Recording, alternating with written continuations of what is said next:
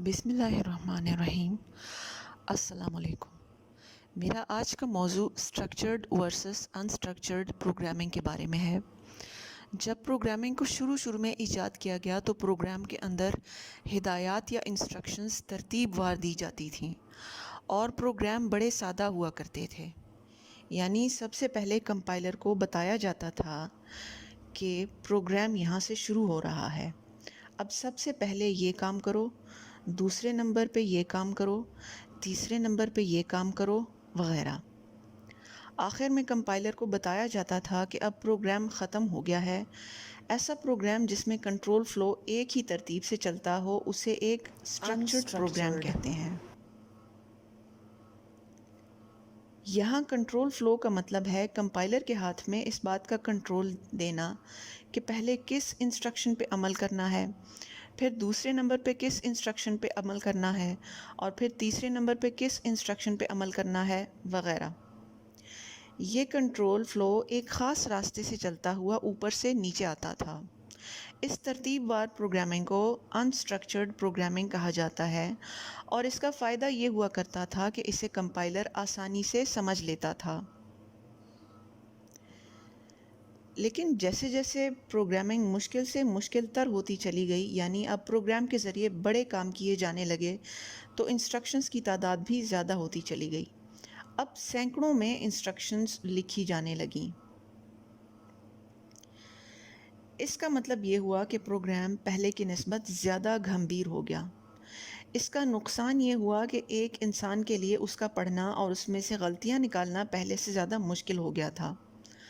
اگر کسی غلطی کا سرا نکالنا ہو تو اس کے لیے کبھی سینکڑوں اور کبھی ہزاروں انسٹرکشنز کو کنگھالنا پڑا۔ دوسری بات یہ کہ کبھی ایک ہی کام کو بار بار کرنے کے لیے انسٹرکشنز کو بھی بار بار لکھنا پڑا۔ مثلاً اگر پروگرام میں کسی کام کے لیے ہمیں 10 انسٹرکشنز دینی پڑیں تو ان 10 انسٹرکشنز کو بار بار دہرایا گیا، اور اس طرح پروگرام کا سائز بڑھتا چلا گیا۔ اس کی مثال کوبول لینگویج میں لکھے گئے پروگرام کی ہے۔ ان ساری کمیوں کو دور کرنے کے لیے اسٹرکچرڈ پروگرامنگ کو ایجاد کیا گیا، جس کے اندر اتنے کمپلیکس یعنی گھمبیر پروگرام کو چھوٹے چھوٹے پروگرام کے ٹکڑوں میں لکھا گیا تاکہ پڑھنے والا اسے آسانی سے پڑھ سکے، اور جب جب کوئی غلطی نکلے تو اسے آسانی سے ڈھونڈ کر نکالا جا سکے۔ ان چھوٹے ٹکڑوں کو ماڈیولز کہتے ہیں، جو دراصل چھوٹے چھوٹے کام سر انجام دیتے تھے۔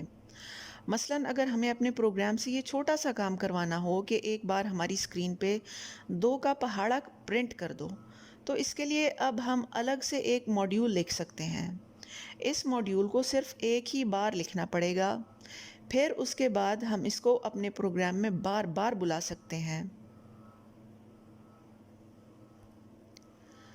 اب پہلے کی طرح ایک کام کے لیے بار بار 20 انسٹرکشنز کو لکھنے کی ضرورت نہیں تھی، بلکہ اگر پروگرام میں ایک کام دہرایا جا رہا ہوتا تھا تو اس کے لیے ایک ہی دفعہ ایک چھوٹا ماڈیول لکھ کر اسی کو بار بار کال کیا جاتا تھا، یعنی بلایا جاتا تھا۔